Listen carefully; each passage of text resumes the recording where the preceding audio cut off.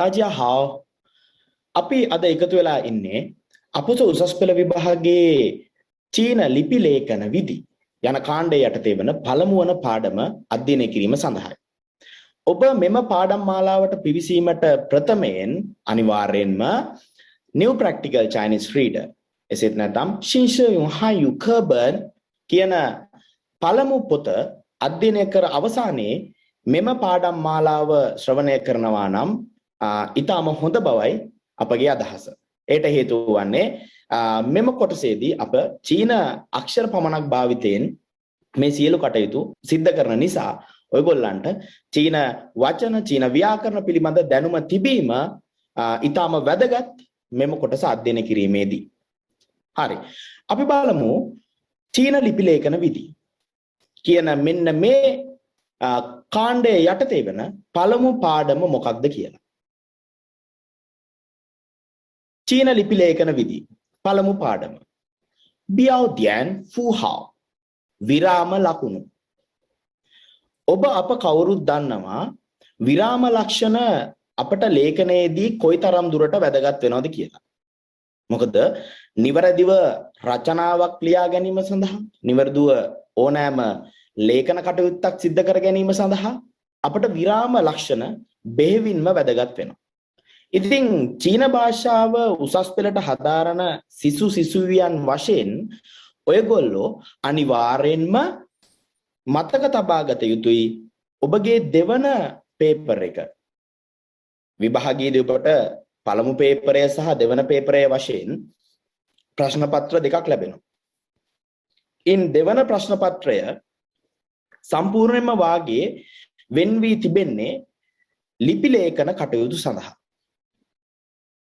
ඉන් අදහස් කරන්නේ අපේ දුවදරුවන්ගේ චීන භාෂා ලේඛන දැනුම කෙසේද යන්න වග මැන බැලීම සඳහාම තමයි දෙවන ප්‍රශ්න පත්‍රය උසස් පෙළ විභාගයේදී ඔබට යොමු වෙන්නේ.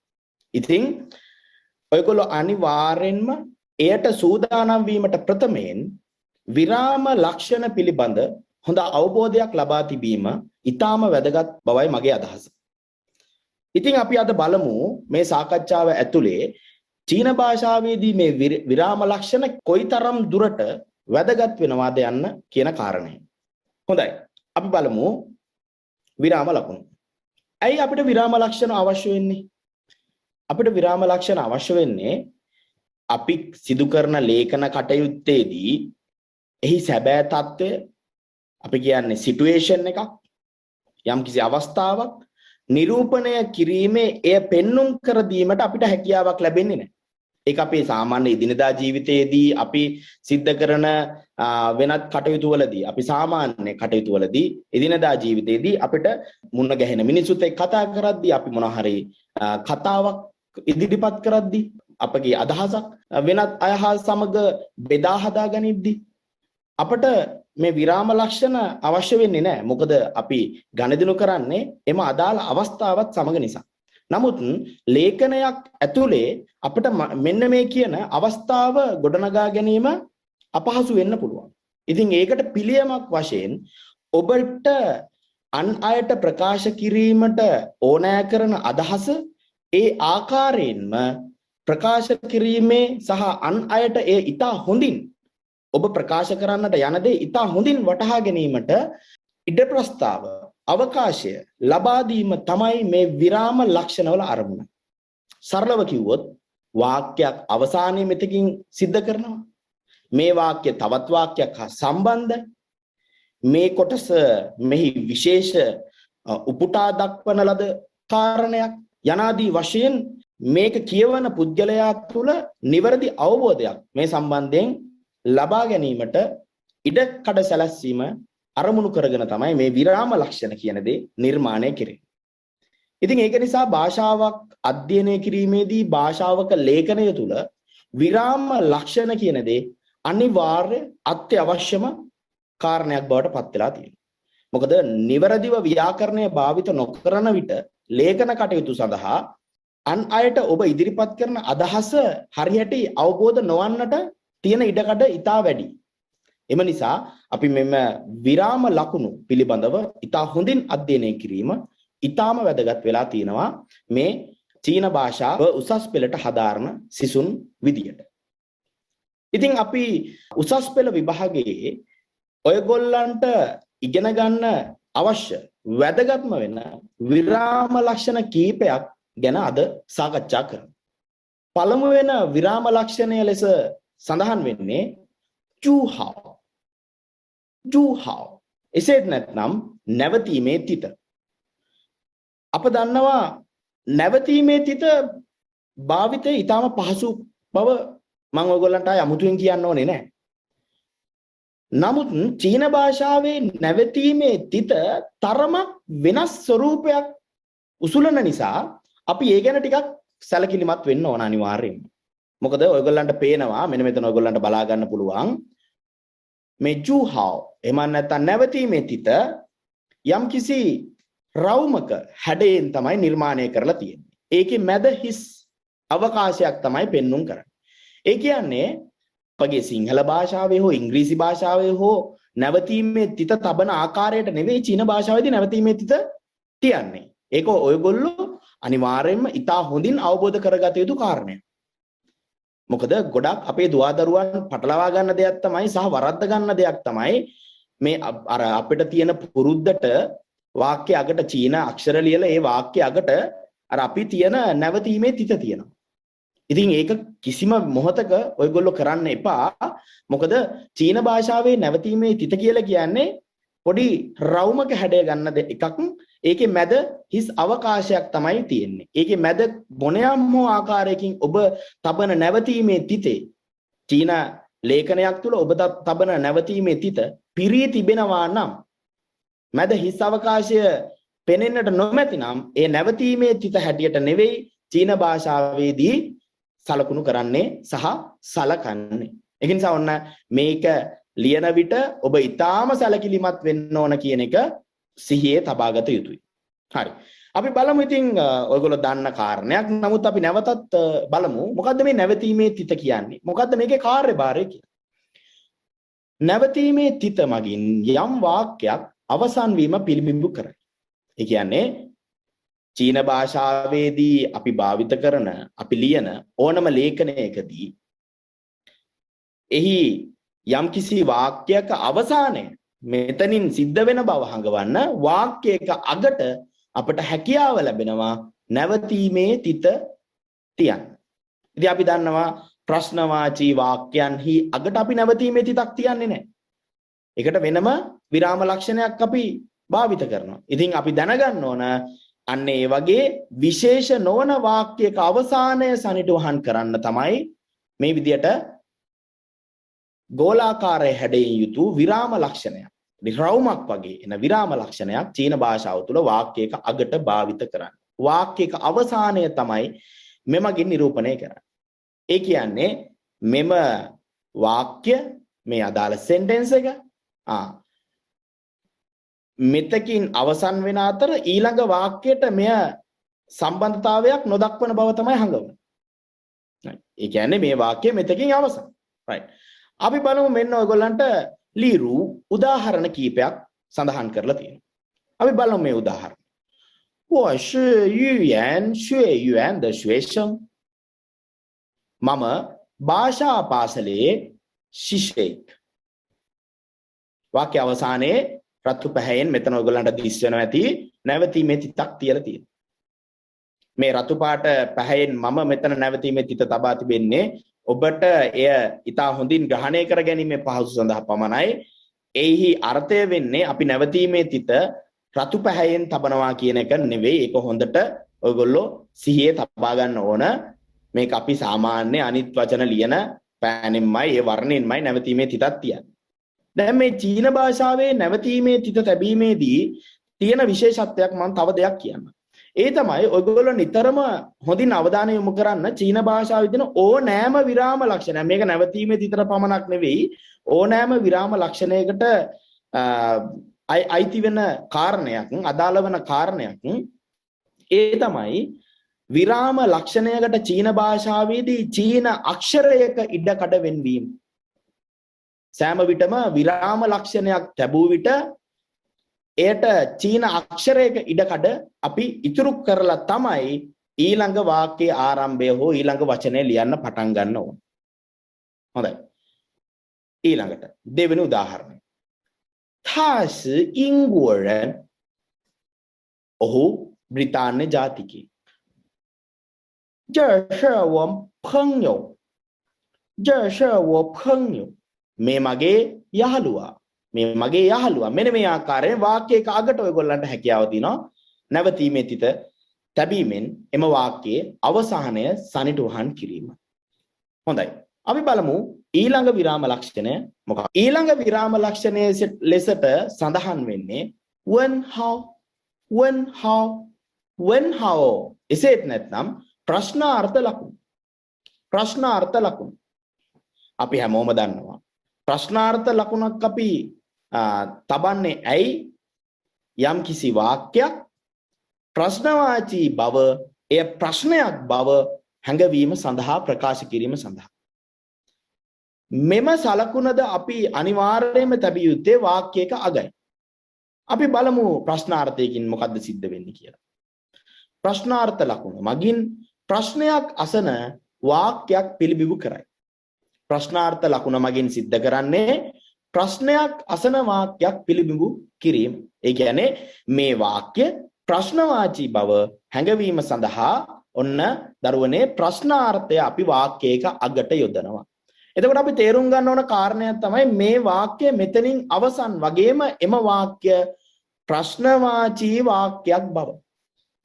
ඒක ලේඛනයක් තුල යම්කිසි ලේඛනයක් කියවන කෙනෙකුට ඉතා හොඳින් ඔළුවට කාවැදීම සඳහා තමයි මේ ප්‍රශ්නාර්ථ ලකුණ අපි යොදන්නේ.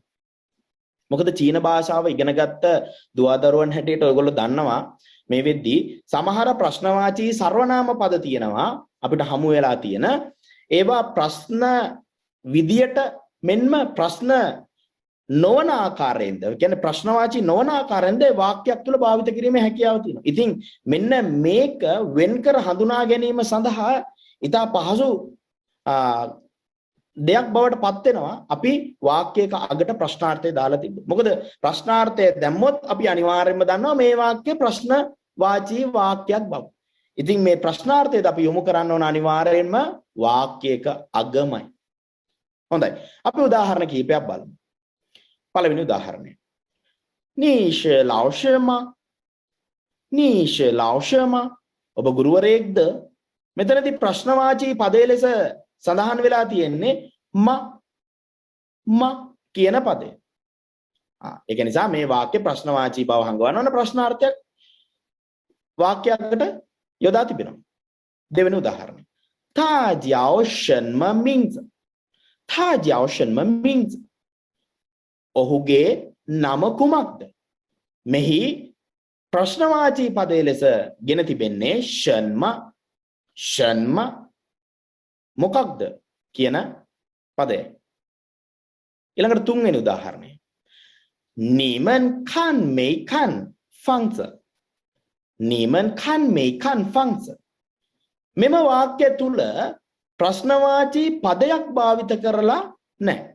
නමුත් ඒ වෙනුවට භාවිත කරලා තියෙන්නේ ප්‍රශ්නවාචී වාක්‍ය ඛණ්ඩයක්.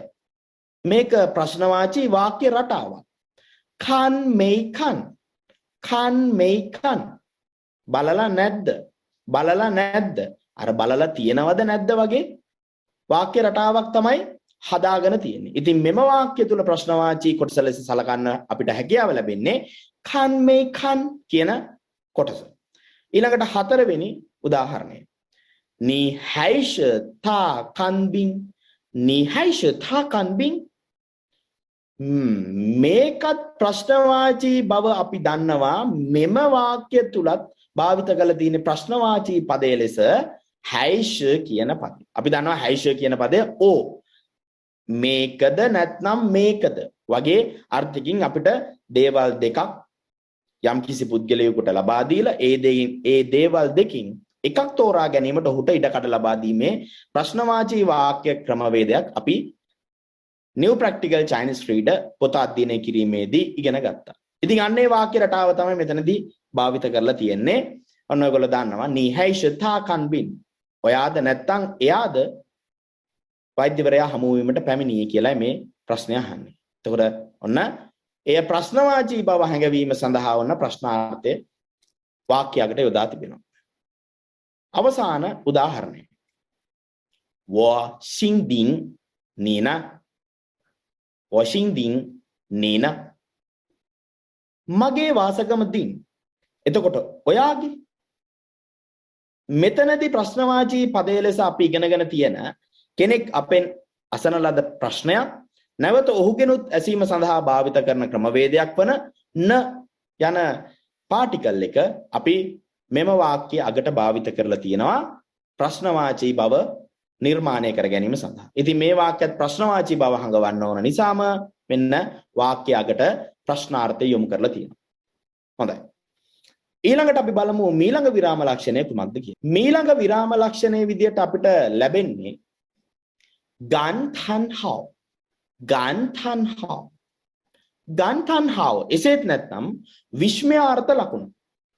මේකට අපි සිංහල භාෂාවෙන් යම් යම් අවස්ථාවලදී ආශිර්වාද ලකුණ කියලාත් භාවිත කරනවා. විස්මයාර්ථ ලකුණු.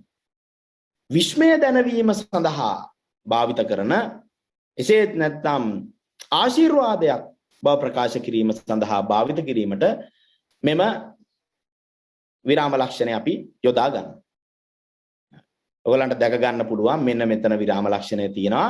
මේ විරාම ලක්ෂණයත් අපි වාක්‍යයක අවසානයේ තමයි තබන්නේ. වාක්‍යයක අවසානයේ තමයි තබන්නේ.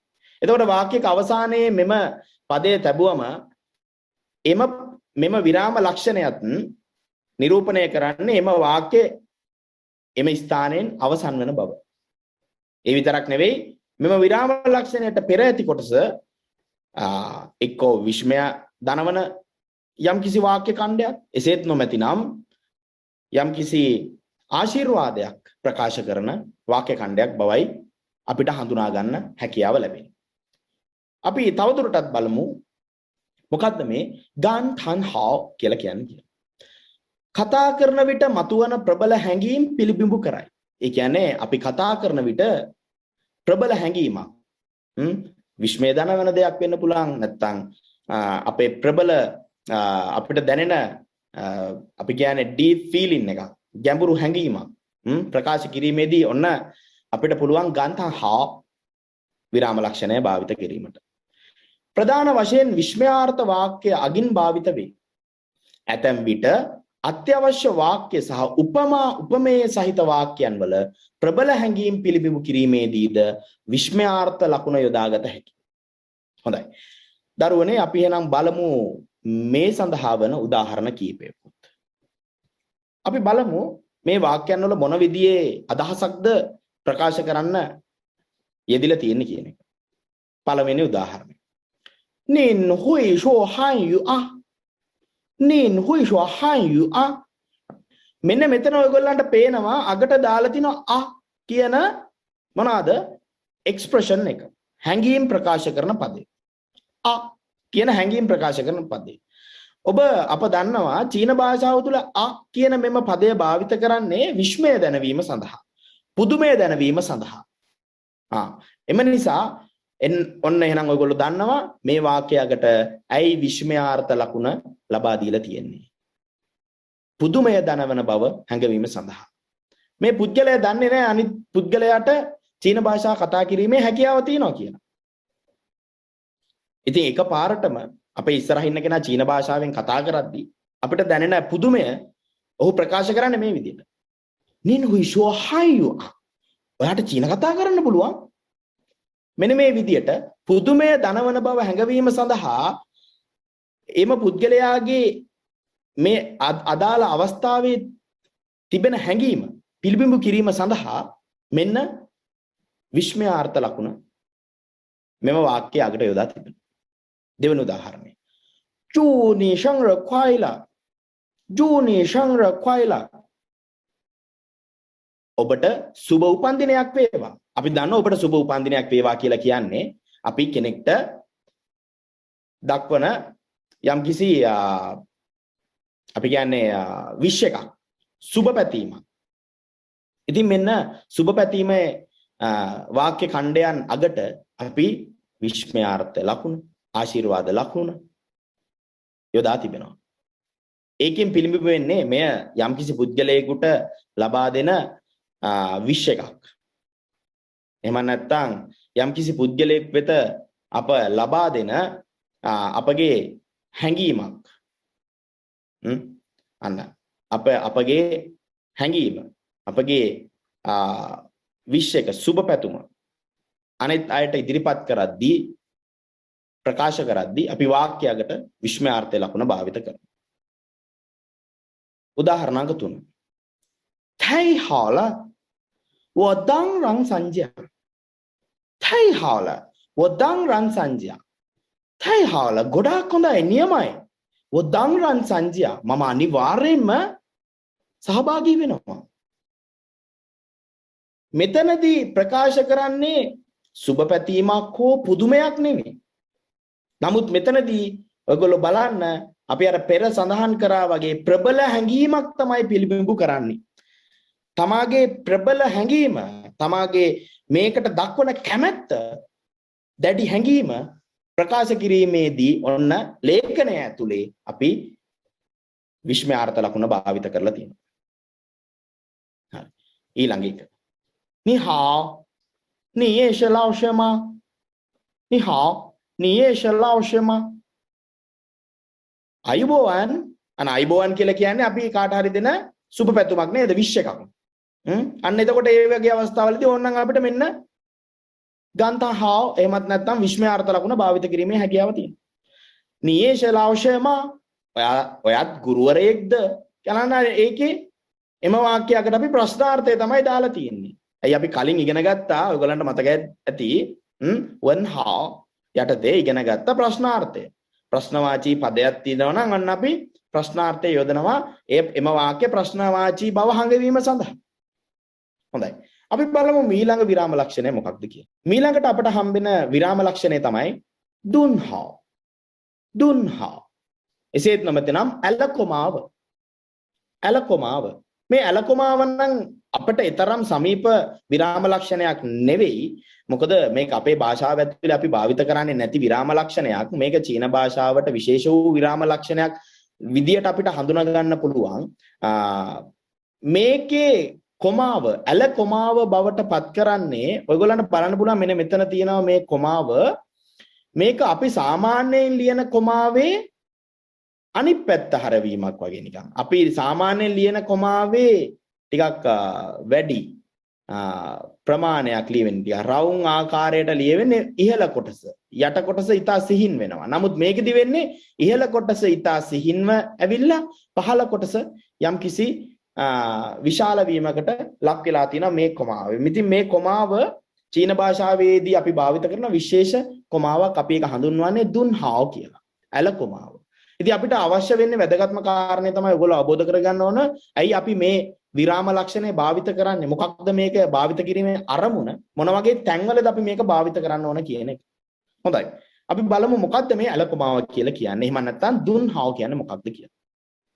වචන සහ ප්‍රකාශයන් වෙන් වශයෙන් දැක්වීම සඳහා වාක්‍යයන් මැද මෙම විරාම ලකුණ යොදා ගනී.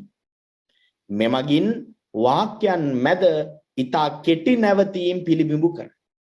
මොකක්ද මේ කියන්නේ? කෙටි නැවතීම් මොනවද මේ කියන්නේ? ඔයගොල්ලෝ අපි දන්නවා අපි භාවිත කරන සාමාන්‍ය කොමාව අපි වචන වෙන් කිරීම සඳහා වාක්‍ය වෙන් කිරීම සඳහා කියන ආකාර දෙකෙන්ම භාවිත කරනවා. නමුත් චීන භාෂාවේදී වචන වෙන් කිරීම සඳහා භාවිත කරන්නේ ඇල කොමාව නොහොත් දුන්හාව කියන විරාම ලකුණ. වචන වෙන් කිරීම සඳහා තමයි අපි භාවිත කරන්නේ දුන්හාව කියන විරාම ලක්ෂණය. කිසිම මොහොතක වාක්‍යයන් වෙන් කිරීම සඳහා අපිට දුන්හාව කියන මේ ඇල කොමාව භාවිත කරන්න බෑ චීන භාෂාවේදී. ඉතින් අපි ඇල කොමාව භාවිත කරන්නේ මොකක් සඳහාද දරුවනේ? අනිවාර්යෙන්ම යම්කිසි වාක්‍යයක් ඇතුළත ඇති වචන වෙන් කිරීම සඳහා. මම උදාහරණයක් ඇරෙට ගත්තොත් මම කියනවා මම කන්න කැමති පළතුරු තමයි අඹ, ඇපල්, peer, ගස් ලැබු. යනාදී වශයෙන් මම ඔන්න පළතුරු කීපයක නම් කියාගෙන යනවා. අන්න ඒ අවස්ථාවේදී මට මේ පළතුරු අතර වෙන් කිරීම සඳහා පළතුරු වර්ග ටික වෙන් කිරීම සඳහා භාවිත කරන විරාම ලක්ෂණය වශයෙන් දුන්හා එහෙමත් නැත්නම් ඇලකොමාව භාවිත කරන්නට සිද්ධ වෙනවා. අපි සාමාන්‍ය අපේ භාෂාවේ හෝ ඉංග්‍රීසි භාෂාවේ භාවිත කරන සාමාන්‍ය කොමාව නෙවෙයි අපි චීන භාෂාවේදී වචන නැත්නම් පද වෙන් කිරීම සඳහා භාවිත කරන්නේ මෙන්න මේ කියන ඇලකොමාව පමණයි භාවිත කරන්නේ. අපි යමු දරුවනේ උදාහරණ කීපයක් බලන්න. මෙන්න මෙතන තියෙන උදාහරණ කීපයක්. 他的好朋友们有一个聚会，王孝云、琳娜、丁立波和马大为都来祝福他的生日。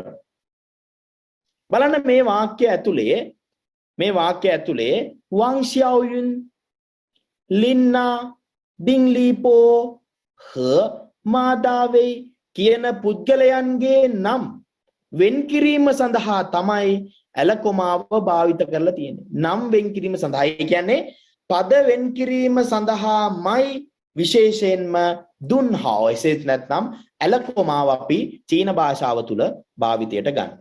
ඒක නිසා ඔයගොල්ලෝ අනිවාර්යයෙන්ම සැලකිලිමත් වෙන්න ඕන. මේ දුන්හා භාවිතය ඉතාම වැදගත්. ඔයගොල්ලන්ට වචන එසේත් නැත්නම් පද වෙන් කර පෙන්වා දීම සඳහා. අපි යමු දෙවෙනි උදාහරණයට. 这个房子很好，有厨房、厕所和2个房间。මොකද්ද මේ කියන්නේ? බලන්න මෙතන තියෙනවා වෙන් කරලා යෝ චූෆාන්. චූෆාන් කිචන් එකක්, කුස්සියක්, මුළු තැන්ගයක්.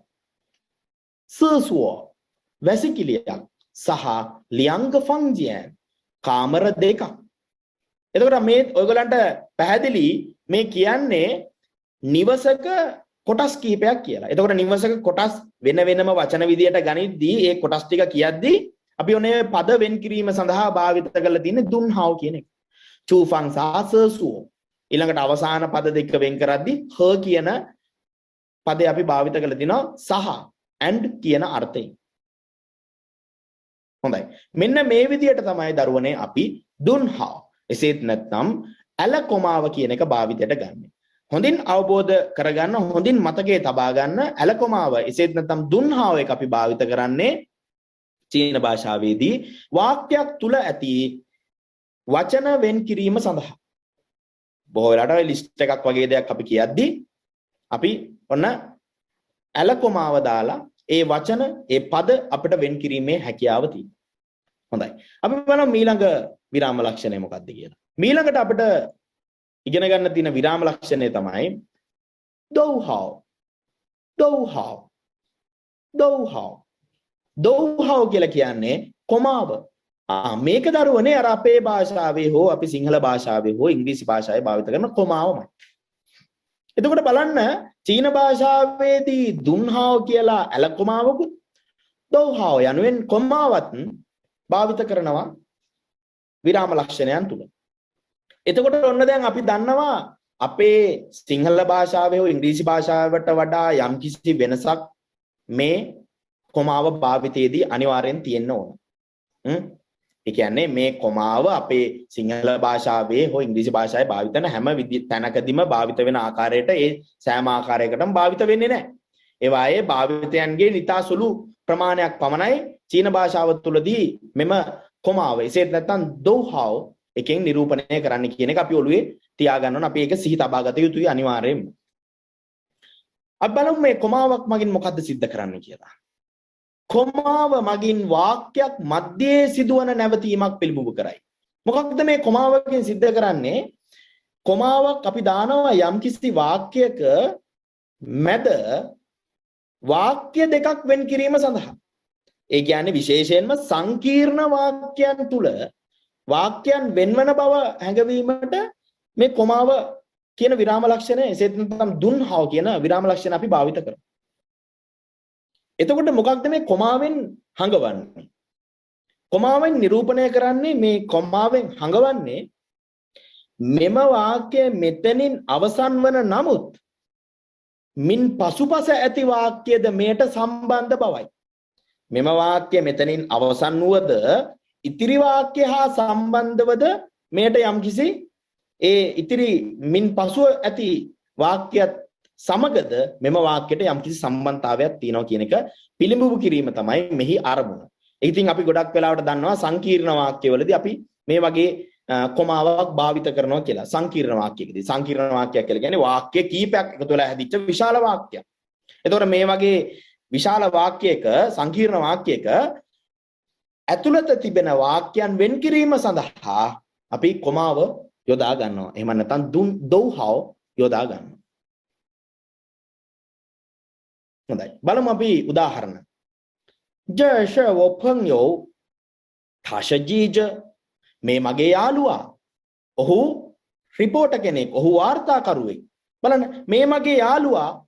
එතකොට ඔහුම තමයි වාර්තාකරුවත්. අන්න එතකොට මේ වාක්‍ය දෙකම එකම වාක්‍යයක අපිට යෙදීමේ හැකියාව තිබෙන නිසා නමුත් මේ මගේ යාළුවා කියන එක වාක්‍යයක් විදිහට අපිට වෙනම ගන්නත් පුළුවන් නිසා අපි ඔන්න ඒ සංකීර්ණ වාක්‍යයක් කොට සලකා කොමාව භාවිත කරනවා.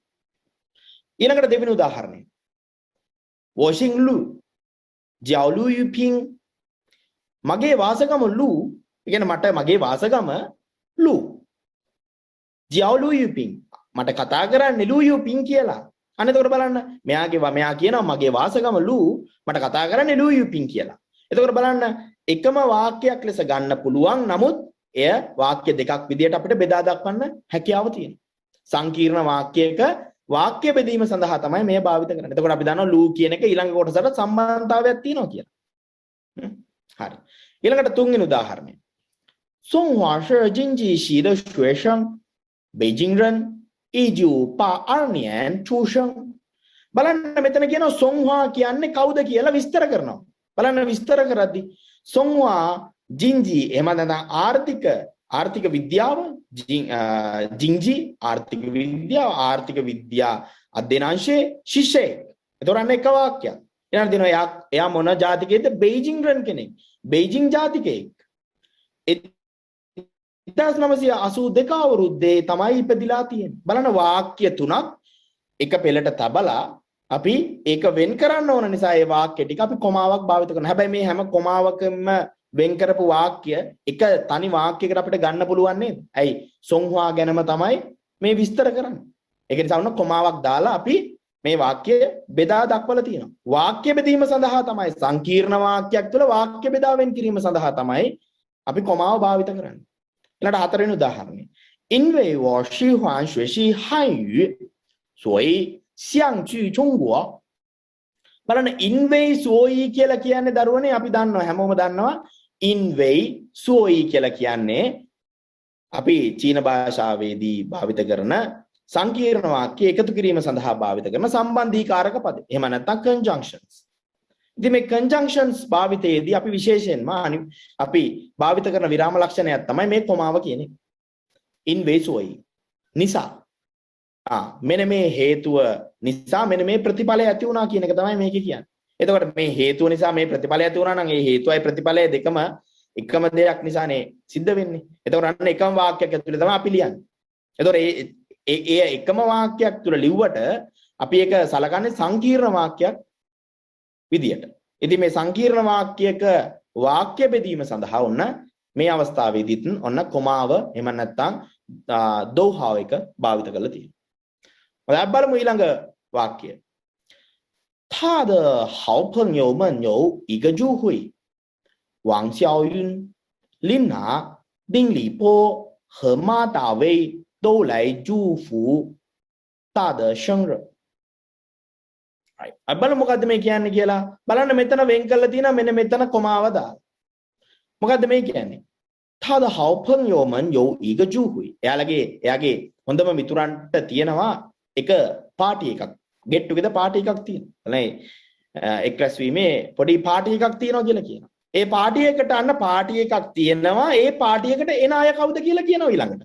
එතකොට මේ පාටි එකක් තියෙනවා. පාටි එකට එන අය කියද්දී අන්න කොමාවක් දාලා ඊළඟ වාක්‍ය වෙන් කරලා තියෙනවා.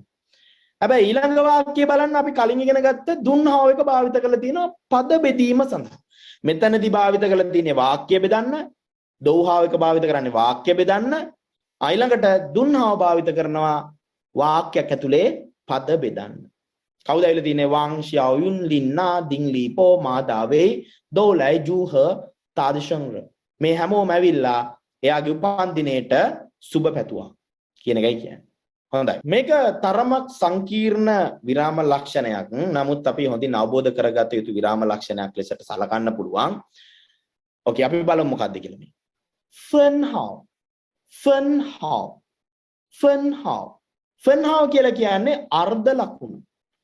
අර්ධ ලකුණ. අර්ධ විරාම ලකුණ. මොකද්ද මේ අර්ධ ලකුණ කියන්නේ? බලන්න ඔයගොල්ලන්ට පේන මෙතන විරාම ලකුණ මෙතන මේ තිතකුයි කොමාවකුයි දෙකක් තියෙනවා. හැබැයි ඔයගොල්ලෝ මෙන්න හොඳට බලන්න මෙතන තියෙන තිත අර නැවතීමේ චීන භාෂාවේදී අපිට හමු වුණ නැවතීමේ තිත නෙමෙයි. මැද පිරී ඇති තිතක් තමයි තියෙන්නේ. අන්න අර්ධ ලකුණ තියෙන්නේ උඩින් තියෙනවා තිතක් ඊළඟට යටින් කොමාවක් තියෙනවා. ඉතින් අපි බලමු ඇයි අපිට මේ වගේ විරාම ලක්ෂණයක් අවශ්‍ය වෙන්නේ කියන එක. හරි අපි බලමු. වාක්‍ය ඛණ්ඩ සංයෝග වූ වාක්‍යයන් තුල වගන්ති අතර ඇති විරාමය පිළිබිඹු කිරීමට අර්ධ ලකුණ යොදාගෙන. මොකද්ද මේ කියන්නේ? යම්කිසි වාක්‍ය ඛණ්ඩ කීපයක් එකට සංයෝග වුණාම එකට එකතු වුණාම එම වාක්‍යයේ තියෙන මේ වගන්ති අතර ඇති විරාමය පිළිබිඹු කරන්න මේ අර්ධ ලකුණ යොදා ගන්නවා කියලා කියනවා.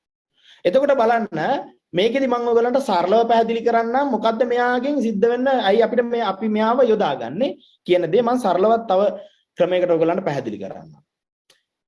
මම මෙන්න මෙහෙම කියන්නම්. යම්කිසි වාක්‍යයක් තියෙනවා අපි දන්නවා මේකේ එකිනෙකට සම්බන්ධයි කියලා. එකිනෙකට සම්බන්ධතාවයක් තියෙනවා.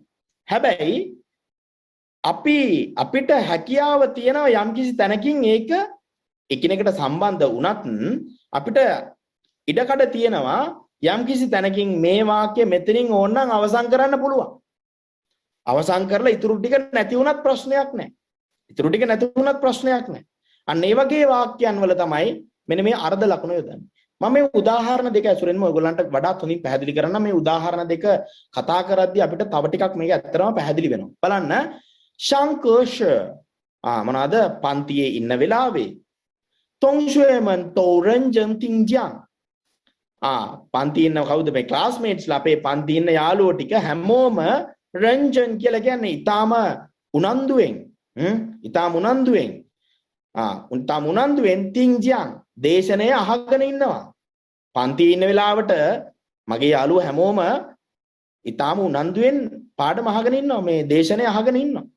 ඉතින් දේශනය අහගෙන ඉන්නවා එතනින් අපිට වන්නම් මේක නතර කරන්න පුළුවන්. හැබැයි බලන්න මෙතන තිත සහ කොමාවෙන් කියවෙන්නේ මෙතනින් මෙම වාක්‍ය වෙනම වාක්‍යයක් බවත් නමුත් මින් පසු ඇති කොටසත් අපිට අවශ්‍ය නම් මෙයටම එකතු කරගන්න පුළුවන් කියන එකක් තමයි මේකෙන් අපිට කියන්න උත්සාහ කරන්නේ.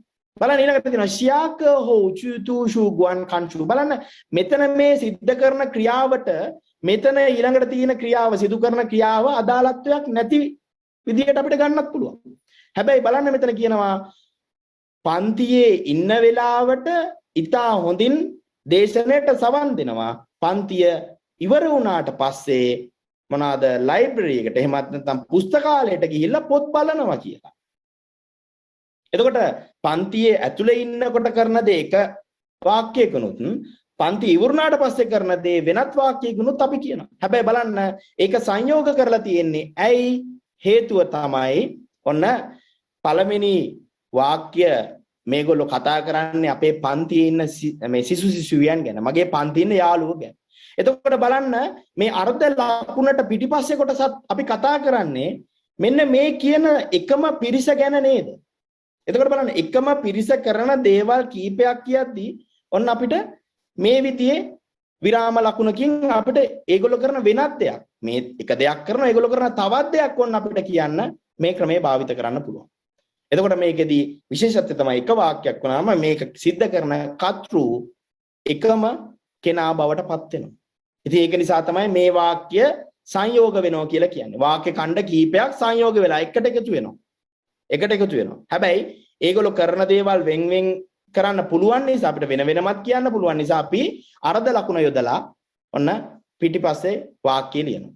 එතකොට මේකේ තියෙන්නේ මෙම වාක්‍යය මෙතනින් අවසන් වෙන අතර මේක ඊළඟ එකට සම්බන්ධතාවයක් නැහැ කියලා ඕනනම් අපිට හිතන්නත් පුළුවන්. ඒ කියන්නේ ඒක වෙනම වාක්‍යයක් හැටියට ඕනනම් අපිට ගන්න පුළුවන්. එසේත් නැත්නම් මෙතනදී ඒගොල්ලෝ सिद्ध කරන්නේ මොනවාද මේ වාක්‍ය එකම වාක්‍යයක් බවට සංයෝග කර ගැනීමේ හැකියාවක් ඇති බව මේ ලකුණ මගින් නිරූපණය කිරීම. අපි බලමු ඊළඟ උදාහරණය. 这是我朋友，他叫琳娜，那是我老师，他叫玛丽。බලන්න මේ මගේ යාළුවා.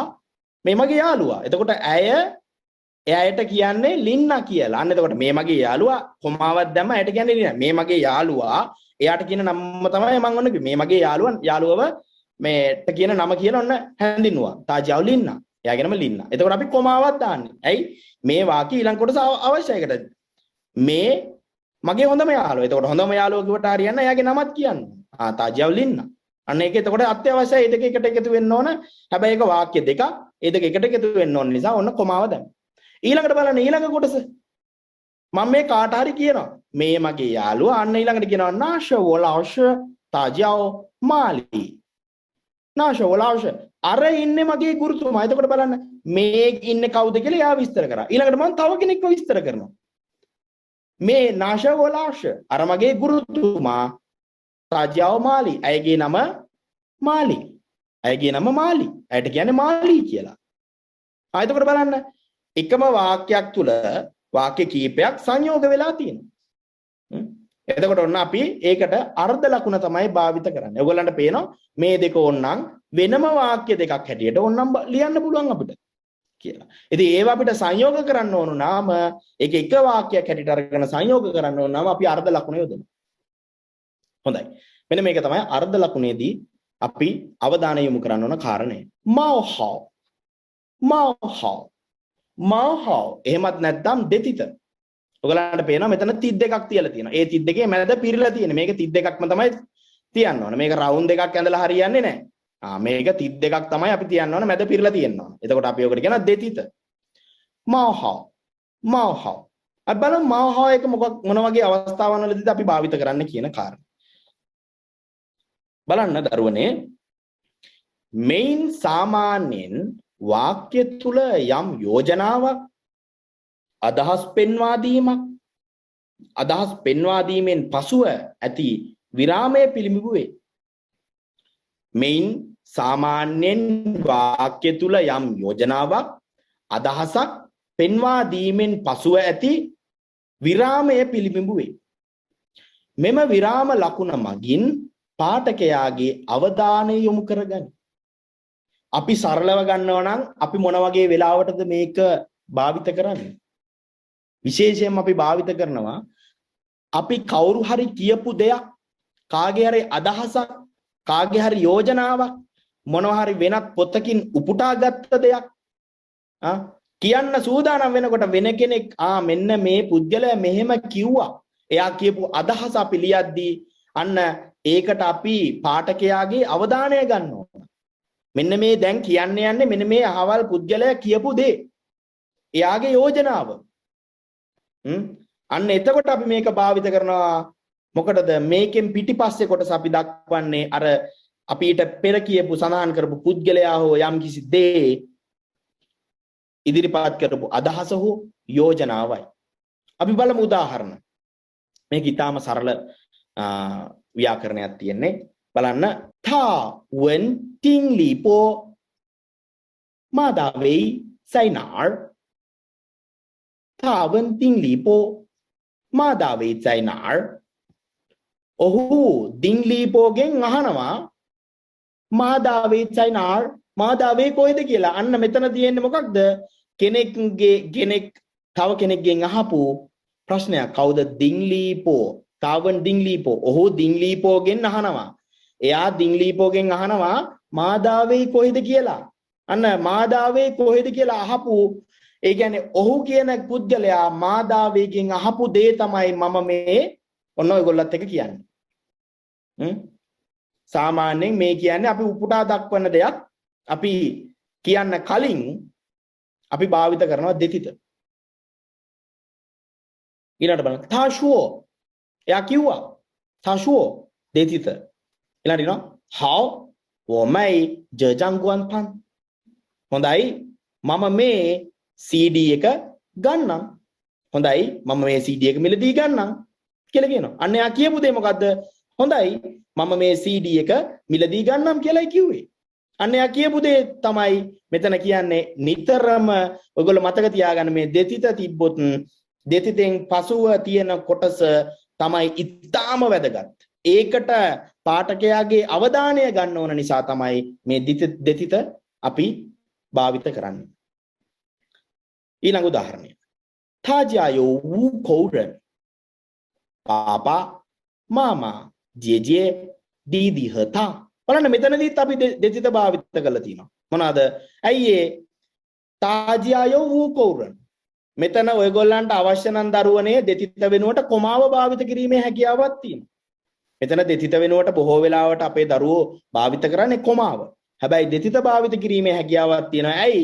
මට අවශ්‍යයි තාජියායෝ වූකරන් එයාගේ පවුලේ 5 දෙනෙක් ඉන්නවා සමාජිකයෝ. ඒ 5 දෙනා කවුද කියන එකට පාඨකයාගේ අවධානය යොමු කරන්න. අන්න එහෙනම් මම දෙතිත භාවිත කරනවා. මේක අපිට අවශ්‍යතාවය අනුව තමයි අපි භාවිත කරන්නේ. එතකොට කියවන කෙනාට ඒකෙන් එයා තේරුම් ගන්න අවබෝධ කරගන්නේ අපිට ඕන දේ. අපි කියන්න උත්සාහ කරපු දේ. මෙතන නිකම්ම වාක්‍ය විදියට බෙදලා ඕනනම් කොමාවක් දාලා තියන්නත් පුළුවන්. කිසි ප්‍රශ්නයක් නැහැ. මේ වාක්‍යය මෙතන කොමාවක් දාලා අපිට තියන්න පුළුවන්. එතකොට වාක්‍ය වෙන් කිරීම සිද්ධ වෙන්නේ. හරි. නමුත් මෙතනදී මම අදහස් කරන්න ඕන මට අවශ්‍යයි පාඨකයාගේ අවධානය ගන්න ඔහුගේ ගෙදර ඉන්න සමාජිකයන් 5 දෙනා කවුද කියන එකට. ඉතින් ඒක නිසා මම මෙන්න මෙතෙන්ට දෙතිත යොදලා තියෙනවා. පාපා, මාමා, ජිජේ, දීදී和他 ඊළඟ උදාහරණය. 那是游泳学院的韩语老师，女老师姓郑，男老师姓杨。right. බලමු මොකද්ද මේ කියන්නේ කියලා. 那是游泳学院的韩语老师，女老师姓郑，男老师姓杨。අර භාෂා පාසලේ චීන භාෂා ගුරුවරු. අර ඉන්නේ භාෂා පාසලේ චීන භාෂා ගුරුවරු. මෙතනටත් ඕනනම් ඔයගොල්ලන්ට කොමාවක් දාන්න පුළුවන්.